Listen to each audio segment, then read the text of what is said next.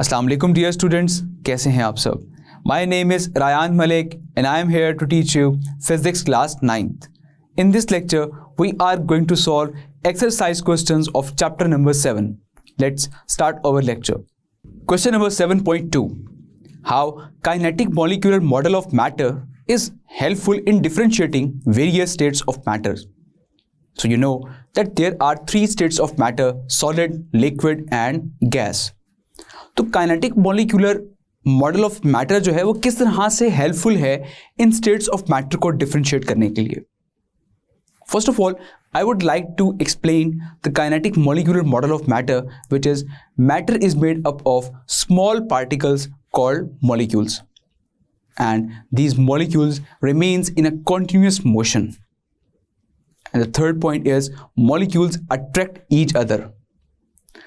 So इन properties को use करते हुए हम 3 states of matter को differentiate करते हैं, which is solid, liquid and gas. So that's why kinetic molecular model of matter is helpful in differentiating various states of matter. And we can also differentiate the states of matter by finding their densities, by finding their solubility, by their motion. And so we can write the answer as, with the help of kinetic molecular theory, we add properties of solid, liquid and gas and of plasma. And by finding density, solubility and motion of molecules, we can also differentiate between solid, liquids and gas. Now move towards the next question, which is, does there exist a 4th state of matter? What is that?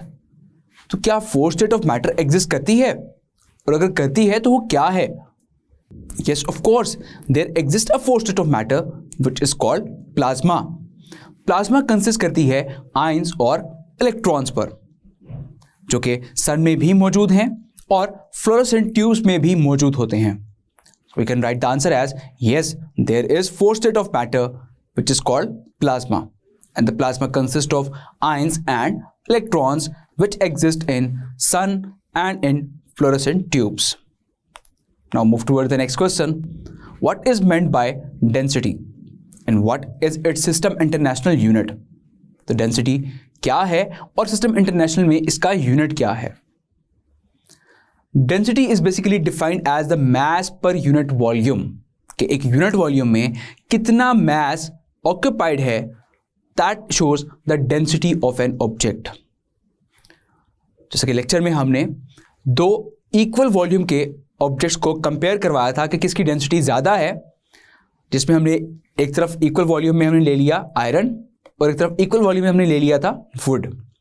तो आप ये जानते हैं कि iron जो है वो would say heavier होगी, भारी होगी. So we can say that iron is denser than wood. तो पर यूनिट वॉल्यूम में जितना मैस स्टोर होता है, that is called the density of a substance. We can write the answer as, density of a substance is defined as mass per unit volume, and density is equal to mass of a substance over volume of that substance. And in System International, the unit of density is kilogram per meter cube, जो कि आप इस formula से भी निकाल सकते हैं. जैसे कि mass को हम मेजर करते हैं किलोग्राम में, वॉल्यूम को हम मेजर करते हैं मीटर क्यूब में. So that means कि kilogram per meter cube is the unit of density. Now move towards the next short question, which is, can we use a hydrometer to measure the density of milk? कि क्या हम hydrometer use करके एक milk की density measure कर सकते हैं? Yes, we can find the density of milk by using hydrometer. और मिल्क की डेंसिटी मेजर करने के लिए जो सा हाइड्रोमीटर आप इस्तेमाल करते हैं उसे आप कहते हैं lactometer. So we can write the answer as, yes, we can find the density of milk by hydrometer, but for this we use a special hydrometer called lactometer. Now the next question, 7.6. Define the term pressure. तो pressure को आपने define करना है, और pressure basically ये है कि एक area पर कितनी force exert हो रही होती है, that build the pressure. जिसपे हमने डिस्कस किया था कि अगर आप एक पेंसिल की टिप को अपने हैंड पर इस तरह से प्लेस करें तो आपको पेन फील होना शुरू होगी, बिकॉज यहाँ पर एरिया कम है और जो आप फोर्स एक्सर्ट कर रहे हैं तो उसकी वजह से यहाँ पर आपको प्रेशर की वजह से यहाँ पर आपको पेन फील होगी।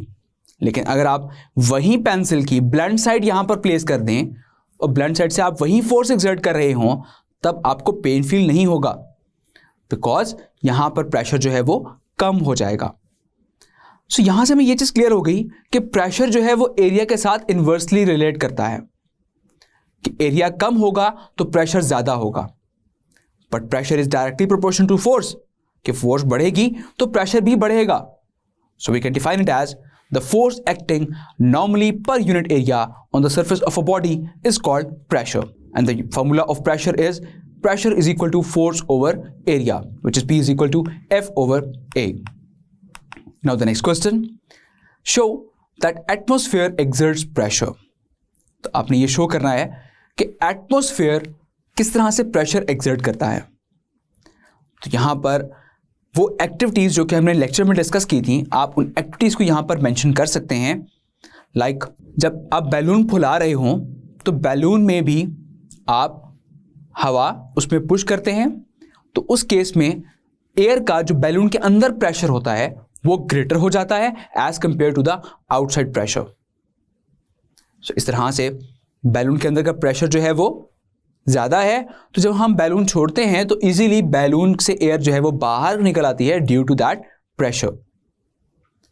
और यहाँ पर एटमॉस्फेयर किस तरह से प्रेशर इस पर एक्सर्ट कर रहा है, बिकॉज जब एटमॉस्फेयर में प्रेशर डिफरेंस बिकॉज जब भी उसमें प्रेशर डिफरेंस होगा सो दैट्स वाई उसकी वजह से वहाँ पर जो एयर है वो स्पीडली बाहर को आ जाएगी। इस तरह से एक और एक्सपेरिमेंट डिस्कस करते हैं हम यहाँ पर, जिसमें हमने एक कैन को हमने फिल किया वाटर से। यहाँ पर उसको आपने हाफली फिल करना है और आपने प्लेस करना है उसको किसी भी फ्लेम पर। अब फ्लेम से वो पानी गर्म होगा आहिस्ता आहिस्ता और वो कन्वर्ट हो जाएगा स्टीम में। अब यहाँ पर उस हाफ फिल्ड कैन में जो हाफ पोर्शन अबव जो एम्प्टी था वहाँ पर एयर मौजूद थी, लेकिन जैसे ही वहाँ पर स्टीम बनना शुरू हुई तो एयर वहाँ से आहिस्ता आहिस्ता एस्केप हो गई। अब उस हाफ पोर्शन में स्टीम मौजूद है, लेकिन जैसे ही आप उस कैन को प्लेस करते हैं किसी वाटर टैप के नीचे जो कि कोल्ड वाटर टैप है, तो सिंपली जैसे ही वहाँ पर कोल्ड वाटर फॉल करेगा उस कैन पर, तो स्टीम जो है उसके अंदर वो सारी की सारी कंडेंस होकर कन्वर्ट हो जाएगी वाटर में। अब जैसे ही स्टीम कंडेंस होगी तो उस कैन के अंदर एम्प्टी स्पेसेस क्रिएट हो जाएंगी, जिसकी वजह से वो कैन आपका सुकड़ जाएगा, कोलैप्स कर जाएगा, and that is due to the atmospheric pressure.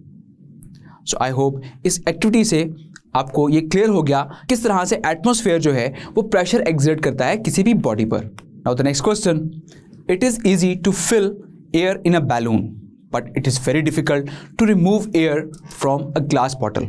Why? कि ये बहुत आसान है कि आप बैलून में एयर फिल कर लें, लेकिन ये बहुत मुश्किल है कि आप एक ग्लास बॉटल से एयर को रिमूव कर सकें। क्यों? यस, ऑफ कोर्स आप एक बैलून में एयर इजीली फिल कर सकते हैं और वो एयर जो बैलून के अंदर मौजूद है उसका प्रेशर ग्रेटर होगा as compare to the atmospheric pressure, and that is due to the elasticity of the balloon. लेकिन अब अगर हम बात करें ग्लास बॉटल की, तो ग्लास बॉटल जो है वो क्योंकि रिजिड होती है तो उसके अंदर मौजूद जो एयर है वो आप इजीली रिमूव नहीं कर सकते, बिकॉज उसके अंदर जो मौजूद एयर है उसका प्रेशर एटमॉस्फेरिक प्रेशर के इक्वल होता है। That's why it is very difficult to remove air from the glass bottle. So we can write the answer as a balloon has elasticity and it is easy to fill air inside a balloon. An air-filled balloon has greater air pressure than surrounding air pressure. The glass bottle is rigid, so it is very easy to fill air in a balloon, but it is difficult to remove air from glass bottle because air pressure inside the glass bottle is less than atmospheric pressure. तो वहाँ पर जो air glass bottle के अंदर है या तो वो लेस होता है या फिर वो इक्वल होता है एटमॉस्फेरिक प्रेशर के। That's why it is difficult to remove air from the glass bottle. Now move toward the next question, what is a barometer? तो बैरोमीटर क्या है? बैरोमीटर एक ऐसा इंस्ट्रूमेंट है जिससे आप एटमॉस्फेरिक प्रेशर मेजर कर सकते हैं, और ये बैरोमीटर डिफरेंट टाइप्स के हैं। mercury barometer, hydrometer which is used to measure the density of milk और जिसको हम lactometer भी कहते हैं, इसी तरह से water barometer. So there are different types of barometer. So we can write the answer as it is an instrument which is used to measure atmospheric pressure. Now move towards the next question. Why water is not suitable to be used in a barometer? कि आप barometer में water जो है क्यों इस्तेमाल नहीं करते, water जो है उसके लिए सूटेबल क्यों नहीं है? अगर हम बात करें मर्करी बैरोमीटर की, तो मर्करी बैरोमीटर में जो सी लेवल पर जो मर्करी की हाइट आती है that is 76 centimetre and which shows the atmospheric pressure of 101,300 pascal और 101,300 न्यूटन पर मीटर स्क्वायर. अब मर्करी यूज करते हुए आपकी हाइट आ रही है 76 centimetre and mercury is 13.6 times denser then water. Water जो है वो लाइटर है और मर्करी जो है वो डेंसर है. तो अब अगर हम मर्करी की जगह वाटर इस्तेमाल करते हैं तो जरा मेजरमेंट करते हैं कि वाटर में मेजरमेंट शो कितनी होगी. लाइक मर्करी के साथ हमें रीडिंग शो हो रही है 76 सेंटीमीटर. तो यहां पर 76 सेंटीमीटर को हम पहले कन्वर्ट करते हैं मीटर में by dividing it by 100 and that is equal to 0.76 metre. अब इसको मल्टीप्लाई करवाते हैं उस वैल्यू से जो कि डेंसर है वाटर से, which is 13.6. 0.76 multiply by 13.6 that is equal to 10.34 metre. अब यहां पर हम ये कहते हैं कि आपको 11 मीटर का स्केल रिक्वायर्ड है उस वाटर बैरोमीटर के साथ मेजर करने के लिए, which is very difficult. Although we can measure, but it is difficult to carry and it is difficult to handle. So that's why we use mercury barometer कि mercury जो है वो आपको 100 सेंटीमीटर के स्केल के साथ आपको रीडिंग शो कर सकती है और ग्राउंड लेवल पर रीडिंग शो करती है 76 centimetre which shows the atmospheric pressure of 101,300 Newton per meter square. So we can write the answer as since the density of water is much less than mercury, so we cannot use water in barometer. If we use water in barometer, a larger scale tube is required. Clear? Now move towards the next question. What makes a sucker pressed on a smooth wall sticks to it? Sucker जो है वो किस तरह से एक smooth wall पर stick हो जाता है? So जब हम sucker को किसी भी smooth surface पर जाकर press करते हैं तो बेसिकली उस सकर के नीचे जितना भी एयर है वो वहां से रिमूव हो जाती है, वो आहिस्ता आहिस्ता एस्केप हो जाती है वहां से. अब जैसे ही एयर एस्केप होती है तो दैट्स मीन कि उस सकर के नीचे वाली साइड पर जो एयर प्रेशर है वो कम होगा as compare to the atmospheric pressure. So due to this sucker जो है वो वहां पर जाकर स्टिक हो जाता है. So we can write the answer as the sucker is dish shaped. When pressed against a smooth surface, the air is forced from beneath the sucker and the rubber makes an air tight seal and the air pressure outside is greater than the air pressure beneath the sucker, thus forcing the rubber sucker to stick. Now move towards the next question. Why does the atmospheric pressure vary with height? तो atmospheric pressure जो है वो height के साथ साथ very क्यों करती है? जस्ट रिकॉल कि हमने सी लेवल पर एटमॉस्फेरिक प्रेशर मेजर किया था बाय यूजिंग मर्करी बैरोमीटर जिसकी रीडिंग आई थी 101,300 न्यूटन पर मीटर स्क्वायर और पास्कल, और यहां पर स्केल ने रीडिंग शो की थी 76 सेंटीमीटर.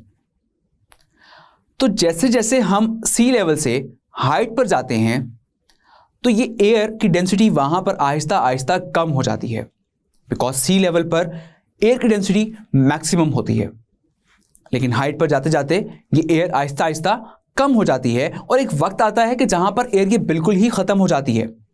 तो जब एयर बिल्कुल ही खत्म हो जाएगी तो वहां तो एटमॉस्फेरिक प्रेशर होगा ही नहीं, लेकिन ऊपर जाते जाते एयर की डेंसिटी जैसे जैसे कम होती जाएगी तो वहां पर ऑटोमेटिकली एटमॉस्फेरिक प्रेशर भी कम हो जाएगा. और अगर हम बात करें कि सी लेवल से अगर आप 30 किलोमीटर की हाइट पर चले जाएं तो वहां पर जाकर आपको जो मर्करी बैरोमीटर रीडिंग शो करता है that is just 7 millimetre and which is equal to 1000 pascal. तो अब आप यहाँ से ये अंडरस्टैंड कर सकते हैं कि सिर्फ 30 किलोमीटर की हाइट पर सिर्फ 1000 पास्कल एटमॉस्फेरिक प्रेशर रह गया। तो अब अगर आप मजीद ऊपर चले जाएंगे तो फिर ये एटमॉस्फेरिक प्रेशर बिल्कुल ही ख़त्म हो जाएगा आहिस्ता आहिस्ता। So we can write the answer as with the increase of height quantity of air begins to decrease, due to which atmospheric pressure also becomes low, and density of air and value of G decreases with height. So atmospheric pressure vary with height. Clear? I hope ये questions आपको बहुत अच्छे से समझ आ गए होंगे। So remaining questions हम solve करेंगे next lecture में। तो अपना बहुत सारा ख्याल रखिएगा। See you in the next lecture. Till then, take care. Allah Hafiz.